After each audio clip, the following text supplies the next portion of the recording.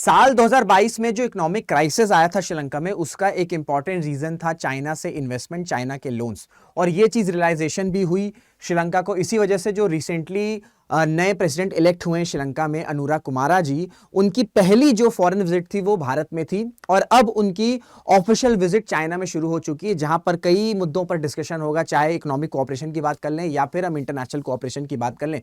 लेकिन ये जो विजिट हो रही है श्रीलंका के प्रेसिडेंट की चाइना में, ये विजिट तब हो रही है जब श्रीलंका को ये रियलाइज हो चुका है कि चाइना पर बहुत ज्यादा डिपेंडेंसी नहीं की जा सकती है, क्योंकि अगर डिपेंडेंसी ज्यादा होगी तो इसी तरीके का इकोनॉमिक क्राइसिस वापस से आ सकता है। और ये जो विजिट हो रही है श्रीलंका के प्रेसिडेंट की, इस पर क्लोज वॉच भारत ने भी रखा है। तो इसका क्या इंपैक्ट हो सकता है, किस तरीके से अब चाइना और श्रीलंका के रिलेशंस इवॉल्व होंगे, ये सारी चीजें जो है आज हम समझने की कोशिश करेंगे सिर्फ इस एक वीडियो में।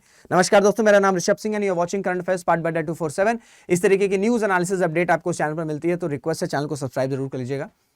Sri Lankan president arrives in Beijing on 4-day visit to China और एक्सपेक्टेड है ये विजिट जो आपका 14 जनवरी से 17 जनवरी तक में कंक्लूड होगा। और यहाँ पर इकोनॉमिक रिलेशंस किस तरीके से डेवलप हो सकते हैं दोनों देशों के बीच में, ये इस पर डिस्कशन होगा। रिपोर्ट्स के अकॉर्डिंग हम बात करें तो इस विजिट में 15 कोऑपरेशन डॉक्यूमेंट्स पर डिस्कशन हो चुका है।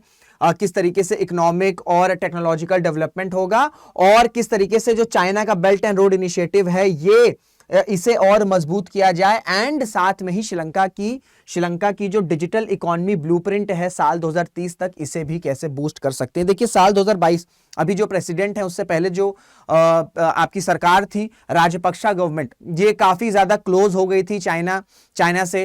हेविली लोन्स जो है इन्होंने बोरो किए थे, इन्वेस्टमेंट चाइना से आई थी और चाइना का भी अपना ऑब्जेक्टिव है जो कि अभी मैं आपको समझाऊंगा, जो कि डेप्ट ट्रैप पॉलिसी होती है, इसको भी हम समझने की कोशिश करेंगे। इसी की वजह से जो है इकोनॉमिक क्राइसिस आया था, लेकिन अब ये चीज रियलाइज हो चुकी है, क्योंकि जब इकोनॉमिक क्राइसिस आया तो श्रीलंका की जो एड आई है, श्रीलंका को जो मदद किया, उसमें सबसे इंपॉर्टेंट देश कौन था? सबसे ऊपर था हमारा प्यारा भारत। तो इस वजह से श्रीलंका को अब ये रियलाइजेशन तो हो चुका है कि हम चाइना पर एकदम डिपेंड नहीं हो सकते, लेकिन ऐसा भी नहीं हो सकता है क्योंकि चाइना एक इंपॉर्टेंट प्लेयर है इस पूरे के पूरे रीजन में। तो ऐसा भी नहीं होगा कि श्रीलंका पूरे के पूरे रिलेशनशिप जो है वो अपने कट डाउन कर ले। इसी वजह से कई सारे मुद्दों पर फोकस किया गया, चाहे हम इकोनॉमिक डेवलपमेंट की बात कर लें, हम आपका इंटरनेशनल कोऑपरेशन की बात कर ले, किस तरीके से इंटरनेशनल जो फोरम्स हैं, जो प्लेटफॉर्म्स हैं, उन्हें रिफॉर्म कर सकते हैं, इन पर भी डिस्कशन हुआ है। और चाइना ने ऑफर भी किया है to invest $3.7 billion in oil refinery in Sri Lanka as Sri Lankan president pitches for more Chinese investments. देखिए अब आपको लग रहा होगा कि शायद जो श्रीलंका के प्रेसिडेंट है वो और इसी तरीके से अगर चाइना का इन्वेस्टमेंट सीख करेंगे तो शायद वो इकोनॉमिक क्राइसिस वापस से श्रीलंका में बन सकती है। लेकिन इस बार जो अप्रोच है श्रीलंका का वो डिफरेंट है, क्योंकि अभी आप सबको पता है कि कुछ महीनों पहले ही श्रीलंका के जो प्रेसिडेंट है वो भारत भी आए थे और भारत ने एजुकेशन, ठीक है, श्रीलंका की एनर्जी सेक्टर, इन सब सेक्टर्स पर इन्वेस्ट करने की, इन सब आपका सेक्टर्स में इन्वेस्ट करने पर कोऑपरेशन हुआ था। तो इसी वजह से इस बार जो श्रीलंकन इन्वेस्टमेंट सीख कर रहा है चाइना से, वो उस तरीके से नहीं है जैसे 2022 से पहले क्या होता था कि 90% या 80%, सपोज एक नंबर आपको बता रहा हूं, 90% 80% इन्वेस्टमेंट जो है श्रीलंका जो है वो चाइना से कर रहा है। लेकिन अब ऐसा नहीं है, क्योंकि श्रीलंका को रियलाइज हो चुका है कि हम चाइना पर टोटली डिपेंड नहीं हो सकते हैं। इसी वजह से श्रीलंका जो है वो अपने रिलेशंस को बैलेंस कर रहा है। उनको पता है कि इंडिया एक ऐसा देश है जहां पर इंडिया यदि इन्वेस्ट भी कर रहा है तो वो इसके बदले कोई भी स्ट्रेटेजिक लोकेशन की डिमांड नहीं करेगा, जो कि चाइना के केस में पॉसिबल नहीं है। जैसे हम्बनटोटा पोर्ट, चाइना ने हम्बनटोटा पोर्ट पर इन्वेस्टमेंट करी और वो जब इन्वेस्टमेंट के रिटर्न्स नहीं आए तो अल्टीमेटली 99 ईयर्स के लिए जो हम्बनटोटा पोर्ट, जो कि स्ट्रेटेजिकली काफी ज्यादा इंपॉर्टेंट है, उसको चाइना को देना पड़ा। तो इस वजह से ये जो पोस्ट इकोनॉमिक क्राइसिस एरा है जो श्रीलंका में हुआ था, उसके बाद हम देखेंगे कि चाइना और श्रीलंका के रिलेशंस वैसे नहीं होने वाले हैं। इसी वजह से मल्टीलेटरल मैकेनिज्म पर भी बात करी गई, सिर्फ इकोनॉमिक कोऑपरेशन की बात नहीं करी गई, इंटरनेशनल कोऑपरेशन की भी बात करी गई है। जैसे यूनाइटेड नेशन हो गया, ग्लोबल चैलेंजेस हो गए, क्लाइमेट चेंज हो गए, रीजनल पीस, स्टेबिलिटी, प्रॉस्पेरिटी, ये सारे मुद्दों पर बात करी गई है। लेकिन इससे पहले क्या होता था, पहले सिर्फ इन्वेस्टमेंट लोन और चाइना का जो बेल्ट एंड रोड इनिशिएटिव है उसको फुलफिल किया जा सके, बस इसी के अराउंड इन दोनों देशों के रिलेशनशिप रहते थे। लेकिन अब क्योंकि श्रीलंका को पता है कि हम टोटली डिपेंड नहीं हो सकते हैं चाइना पर फॉर इट्स इकोनॉमिक नीड्स, इस वजह से और मुद्दों पर भी जो डिस्कशन है या कोऑपरेशन है वो हो रहा है। अब मैं आपको कुछ डेटा से समझाने की कोशिश करूंगा कि साल 2022 में जो इकोनॉमिक क्राइसिस आया था उसका रीजन काफी हद तक चाइना क्यों था।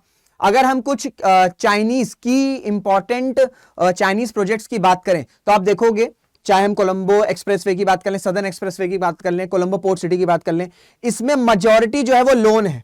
ठीक है, मेजॉरिटी जो है वो लोन है, इन्वेस्टमेंट आपको सिर्फ 2 दिखेंगे।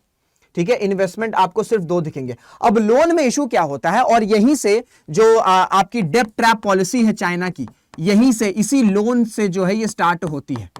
अब भाई इतना लोन दिया है, अगर किसी देश ने लोन दिया है तो उसको रिटर्न्स चाहिए।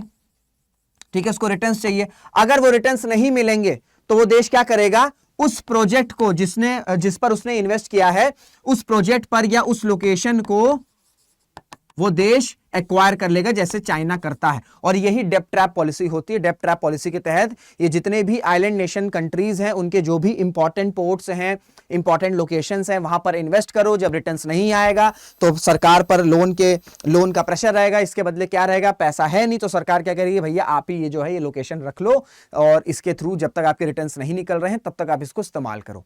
लेकिन अब ये जो डेब्ट ट्रैप पॉलिसी है काफी हद तक देशों को समझ में आ चुकी है। इसी वजह से लोग जो हैं, जो कंट्रीज हैं, वो अब अपने रिलेशंस को डाइवर्सिफाई करना चाह रहे हैं। हालांकि कुछ ऐसे केस भी आ रहा है, जैसे बांग्लादेश है। बांग्लादेश अब हम देख रहे हैं कि चाइना की तरफ बढ़ रहा है क्योंकि वहां पर ऑलरेडी अनस्टेबिलिटी आ गई। लेकिन ऐसे देश, ऐसे डेवलपिंग देश जहां पर स्टेबिलिटी है, जहां वो चाह रहे हैं कि डेवलपमेंट हो, डाइवर्सिफाई हो, तो वो अपने रिलेशन सिर्फ चाइना पर डिपेंड नहीं कर रहे हैं। जैसे एग्जांपल के तौर पर श्रीलंका हो गया, एग्जांपल के तौर पर मालदीव्स हो गया। मालदीव्स के प्रेसिडेंट ने शुरुआत में रिलेशंस खराब करने की कोशिश करी, खराब हुए भी, लेकिन अब भारत के साथ रिलेशंस को रीसेट करने की कोशिश करें, क्योंकि उनको पता है इस पूरे के पूरे रीजन में विदाउट एनी डिमांड अगर कोई हेल्प करेगा तो सिर्फ और सिर्फ भारत ही है। ठीक है, और फिर आप ग्राफ देख लो, 18% ऑफ श्रीलंकास फॉरेन डेब्ट is owed to China, it's largest bilateral creditor. तो आप देख सकते हो कि किस तरीके से चाइना का 18%, अगर 100% लोन है तो उसमें से सिर्फ और सिर्फ 18% कहां जा रहा है भैया, चाइना पर है। ठीक है, और फिर diversification of Chinese loan over time आप देख सकते हो कि किस तरीके से जब ये सेंचुरी की शुरुआत हुई थी तब कितना कम लोन था। जैसे जैसे साल बढ़ा है वैसे वैसे लोन का प्रोपोर्शनल भी लीनियरली बढ़ा है। ठीक है, लीनियरली बढ़ा है। और 2022 में जब क्राइसिस हो गया, ठीक है, जब क्राइसिस हो गया उसके बाद से हमने देखा है कि थोड़ा सा डाउनफॉल आया है। तो ये सारे जो ग्राफ हैं, प्लस आप ये भी देख सकते हो कि किस तरीके से चाइनीज इंपोर्ट का शेयर है पूरे के पूरे श्रीलंकन इंपोर्ट्स के टोटलिटी में, वो भी किस तरीके से बढ़ा है। 1996 से लेके 2022 तक आप देखोगे तो एक सडन राइज आया है। फिर जैसे इकोनॉमिक क्राइसिस हुआ श्रीलंका में, उसके बाद हमने देखा है कि थोड़ा सा डाउनफॉल होना शुरू हुआ है। तो ये जो ग्राफ है 2022 के बाद, ये दिखाता है कि श्रीलंका जो है वो अपने रिलेशंस को डाइवर्सिफाई करना चाह रहा है, वो सिर्फ और सिर्फ चाइना पर डिपेंड नहीं होना चाह रहा है, जो कि भारत के लिए अच्छी बात है। भारत के लिए अच्छी बात है, क्योंकि भारत अब ये स्ट्रांगली पिच कर सकेगा कि यदि जितने भी डेवलपिंग देश हैं, जितने भी स्ट्रेटेजिक कंट्रीज हैं, अगर वो चाइना के डेब्ट ट्रैप पॉलिसी में फंसेंगे तो उनका हश्र जो है कहीं ना कहीं श्रीलंका जैसा होगा या मालदीव जैसा होगा। तो ये बहुत अच्छी बात है। लेकिन ये भी हमें देखना होगा कि इंडिया जो है जो बातें, जो कोऑपरेशन की बात करी है भारत ने, चाहे हम एजुकेशन की बात करें श्रीलंका में, या हम इकोनॉमी को रिवैम्प करने की बात करें, या हम एनर्जी सेक्टर की बात करें, तो ये सारे जो भी अमाउंट डिसाइड किए गए हैं वो प्रॉपरली टाइम पर पहुंचे श्रीलंका पे, तभी जो है श्रीलंका जो है वो अपने रिलेशंस को डाइवर्सिफाई कर सकेगा। एंड इसमें यूएस भी हेल्प कर सकता है, क्योंकि यूएस भी चाहता है कि छोटे छोटे देशों में जो चाइना की डिपेंडेंसी है वो खत्म हो सके।